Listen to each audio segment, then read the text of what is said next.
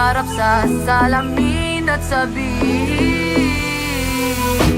ikaw ay maganda, huwag kang mag-alala. Palagi sa sarili mo'y maniwala. Ikaw ay maganda, huwag kang mahihiya. Sabihin sa lahat na ang ganda mo'y naiiba. Gandang hipon, gandang hipon, gandang hipon. Huwag kang padadala sa sinasabi ng iba.